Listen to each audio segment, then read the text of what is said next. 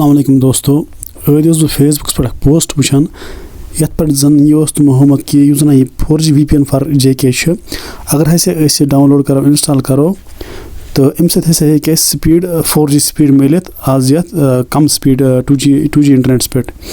तो यह जन सरासर फैक यह जन सरासर गलत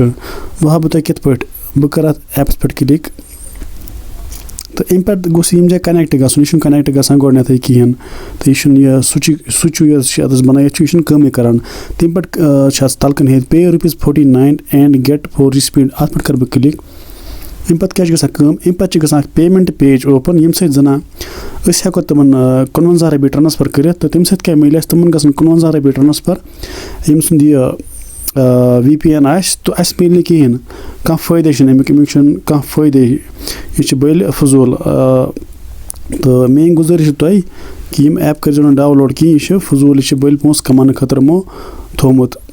कि बह हामो तुम अगर वो ये प्रोसेस टू पे बह कर अत पे क्लिक तो अम पे अगर बह मे डिटेल दिम अम पे ब्या पेज ये पेजस मज बैंक डिटेल हेको दिख तो तम पे गन ₹55 ट्रांसफर तो यह ऐप डाउनलोड कर यह गलत यह फजूल तो अम पे हा बह अगर तुम स्पीड थोड़ा बहुत नेट्स बढ़ावन तो सह कित हेको बढ़ित गोडनेथ वन बह यह कत कि हेको न 2G 4G बनत कहीं अब थोड़ा बहुत स्पीड हे बढ़ तो तम खतर करो सिक्योरिटीज पे क्लिक या सिक्योरिटी एप्स पे तो वो थोड़ा बहुत वसो बोन तो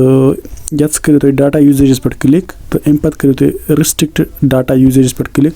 तो ये हेको तमन ऐपन बैकग्राउंडस मज डेटा बंद थत यम ऐप जना यूज आसो कर सपोज यह 4G VPN फॉर JK अत कर बह बैकग्राउंडस मज डेटा बंद या सिम 1 सिम 2 या सिम इंटरनेट चलान तथ सिमस यह कर बहुत सिम 2 चलान तो सिम 2 पे करान यह डेटा मन बंद तो अम पे दोम ऐप अत कर बंद एयरटेलस कर बंद अमेजन शॉपिंग कर बंद अजर्स बनानस कैमरा तो इथे पे करो तुम तमन ऐपन बंद यम ऐप तो यूज कर कहीं अम क्या गोडनिच यह कि अम से बच डेटा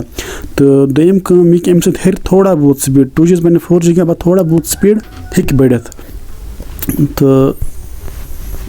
अम पे वसन यम सिस्टम ऐप नश गन तो अमन सत कर छेड़न कहीं क्या थोड़ा सिस्टम ऐप अमन ग डेटा गन बंद कहीं तो अम थोड़ा बहुत स्पीड बढ़ ज़्यादा हे बढ़ित कहीं